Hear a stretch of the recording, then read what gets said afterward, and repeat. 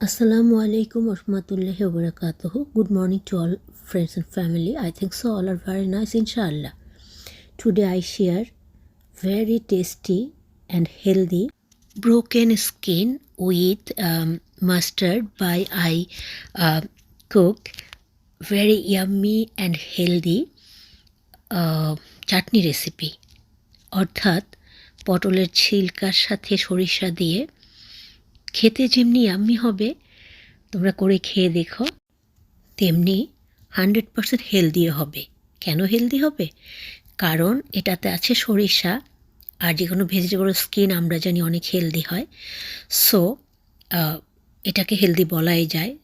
সাথে আছে green paper অর্থাৎ কাঁচামরিচ, সব কিছু মিলিয়ে হেলদি বলেছি।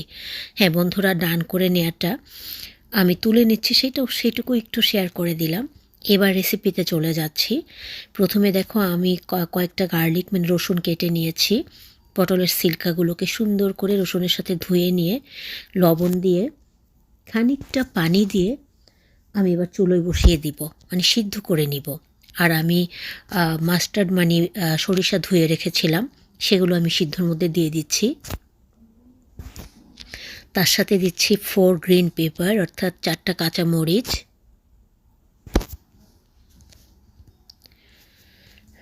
এবার নিশ্চয়ই বুঝতে পেরেছো বন্ধুরা আমি কেন হেলদি বলেছি।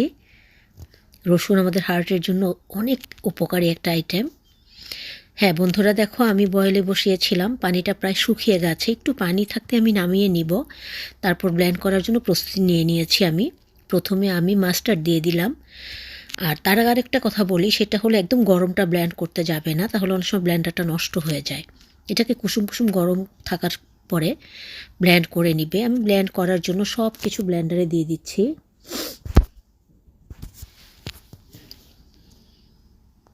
তার সাথে আমি কিছুটা আরেকটু পানি দিব, তাহলে খুব তাড়াতাড়ি ব্লেন্ড হবে। বন্ধুরা নিশ্চয়ই দেখতে পাচ্ছ আমি ব্লেন্ড করে নিচ্ছি mustard with broken skin, garlic,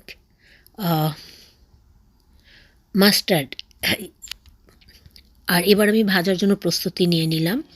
এখানে দেখো রেড অনিয়ন দিয়েছি খানিকটা, তার সাথে দিয়েছি অলিভ অয়েল, বিকজ আমি যখন সরিষা দিয়েছি সেখানে চমৎকার একটা স্মেল এসেছে সরিষার তেলের।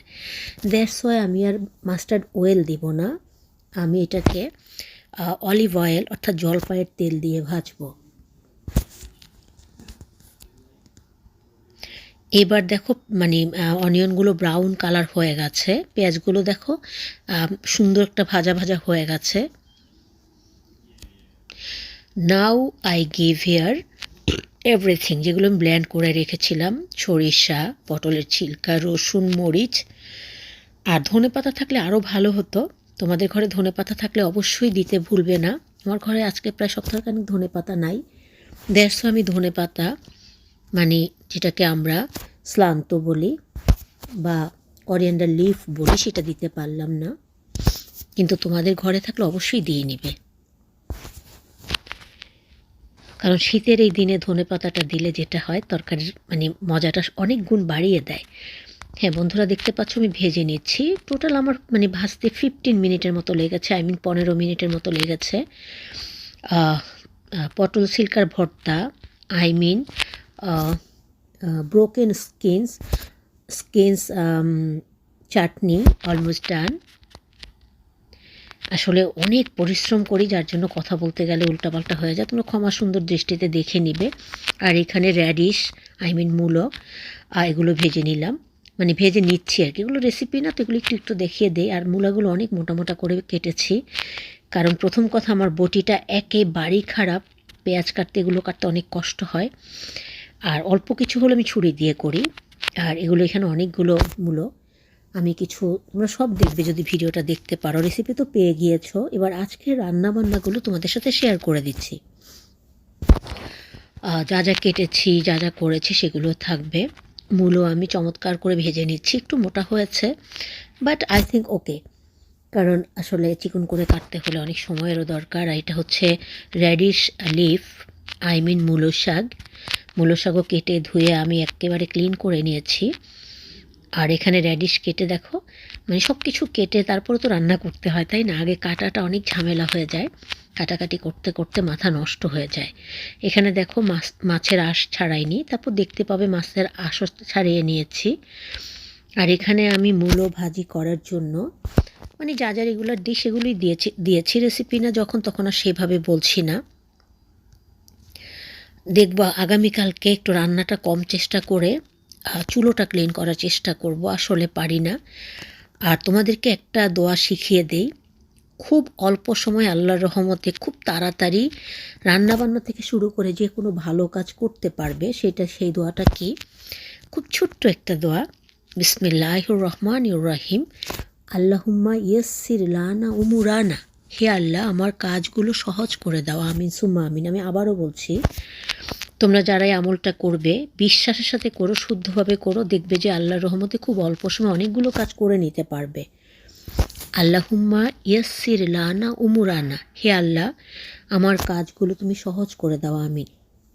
আজকে আমি 2.5 ঘন্টায় এই কাজগুলো করেছি, অনেকগুলো কাজ, অনেক সবজি কেটেছি, কিছু মূলো কেটেছি তরকারির জন্য, কিছু মূলো কেটেছি ভাজির জন্য, সাথে মূলো শাক কেটেছি, তার সাথে কেটেছি আরও সালাদ কেটেছি। এই যে দেখো মাছের আঁশগুলো ছাড়িয়ে নিয়েছি, টুকরো করা মাছের আঁশ ছাড়ানোর একটু ঝামেলা, ছাড়িয়ে নিয়েছি, তার মধ্যে একটা রয়ে গেছে, এটা এখন করে নিব। ছাড়িয়ে ধুয়ে নিয়েছিলাম, বাট এখন দেখছি একটা কেমন করে যেন রয়ে গেছে, এখনও ছাড়ানো হয়নি, সেটা এখনই ছাড়িয়ে আমি এখানে দিয়ে দিব। আর হ্যাঁ বন্ধুরা, তোমরা এই দোয়াটা আমল করে দেখো কাজের সময়, আল্লাহুম্মা ইয়াসসির লানা উমুরানা, বারবার বলে দিচ্ছি, হে আল্লাহ তুমি আমাদের কাজগুলো সহজ করে দাও, আমিন সুম্মা আমিন। আর এখানে শাক ফ্রাই করার জন্য, রেডিশ লিফ ফ্রাই করার জন্য পেঁয়াজ, কাঁচামরিচ, লবণ দেখতে পেলে দিয়েছি, পেঁয়াজটা ব্রাউন কালার হয়ে গেছে।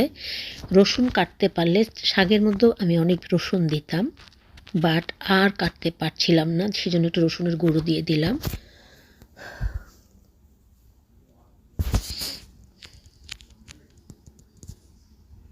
ভাবছি একটা দা কিনে নেব, দাটাতে কাটতে বসলে এমনি একা সব করতে হয়, তারপরে কান্না চলে আসে একেবারেই। দাটা দেখো, শাকগুলো দেখো, মানে শাকগুলো মানে কি পুচিয়ে পুচিয়ে কাটতে হয়েছে, ইজিলি কাটা যাচ্ছিল না, মূলোগুলো তাই।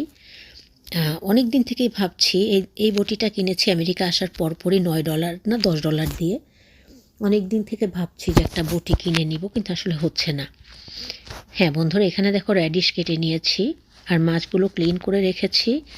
আজকে হয়তো বা তোমাদের ভাইয়া আসলে মোটামুটি সব রান্না করা তোমরা দেখে নিয়েছো কমপ্লিট। মাছগুলো ভাজবো, আই থিঙ্ক আজকে আর রান্না করব না, মাছ ভেজে ভাজি টাজির সাথে শাকের সাথে মিক্সড করে দিয়ে দিব। আর আমার নিজেরই চুলাটার দিকে তাকালে বমি চলে আসে, আসলে কি করতে পারি। যাই হোক, আল্লাহ পাক আমাদের সহায় আছেন। দেখো শাকগুলো ভাজা ভাজা হয়ে গেছে, কিন্তু গ্রিন কালারটা নষ্ট হয়নি। বাট হয়, তোমরা যদি শাককে সবুজ রাখতে চাও তাহলে প্রথমে ঢাকনি দিবে, শাকটা মোটামুটি একটু হয়ে এলে ঢাকনিটা তুলে নিবে, আর ঢাকনি দিবে না। তাহলে শাক বা যে কোনো গ্রিন ভাজির ক্ষেত্রে যেটা হবে, ভাজিটা বা শাকটার কালারটা গ্রিনই থাকবে। দেখো, লুকিং সো ইয়ামি, রাইট? ওকে বন্ধুরা, thanks for watching and listening. সবাই ভালো থাকবে, আমাদের জন্য দোয়া করবে। আল্লাহ হাফেজ, টেক কেয়ার অল গাইস।